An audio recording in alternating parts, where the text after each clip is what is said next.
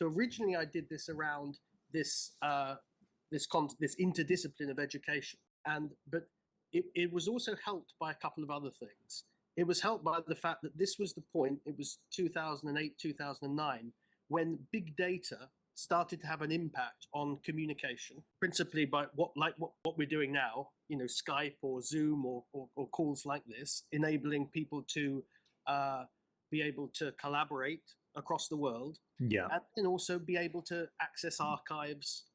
People were digitizing things, putting them online, and that allowed people to be able to go over these barriers of nation, culture, and discipline. And they're the three watchwords of IAFOR: international, intercultural, and interdisciplinary. This started in 2009. In 2011, we had the earthquake and tsunami, if you remember, which forced us to go outside of Japan for the first time. And we found that we held an event in the UK, which was very popular.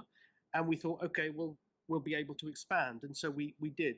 And now we hold conferences on 3 continents. Of course, we thought there's no point at which international travel will ever break down and you won't be able to hold any events. And then in whatever 2020, exactly that happened. And we were forced to go online totally. But we already had the infrastructure for that. We had already understood that this was where we were going. This allowed us to sort of, I guess, really take advantage of all the structures we had created. And now we're able to organize about 10 to 15 events in different countries globally, serving about 130 to 140 different nationalities and around 5,000 to 7,000 people a year. So there's lots of people who engage through our conferences, and of course many more through our platform. Yeah, so you do events, conferences, academic events, conferences. There is also a research part, as I was preparing for this video interview. Absolutely. Publications. Can you speak to that just briefly? Sure. And then we move on with another interesting question I have for you.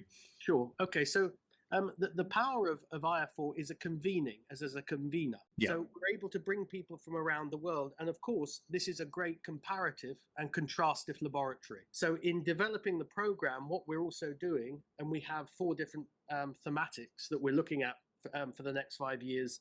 And those thematics are humanity and human intelligence, technology and artificial intelligence, leadership, and the last one is global citizenship and education for peace.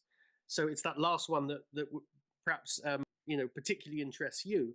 But what we're able to do is put that as a center and then ask these research questions. And then we have forum and fora, and then we also have a number of publications which would lead through. And of course, we report and publish strategic intelligence reports and briefings on precisely that. So each conference has that, and that then helps us develop program. Very interesting. So I want to ask you, perhaps you kind of anticipated this, but we can get a little bit deeper. If you could discuss a couple of major forthcoming projects with the International Academic Forum. Okay, so I think one of the projects we have at the moment is a project of global scholars.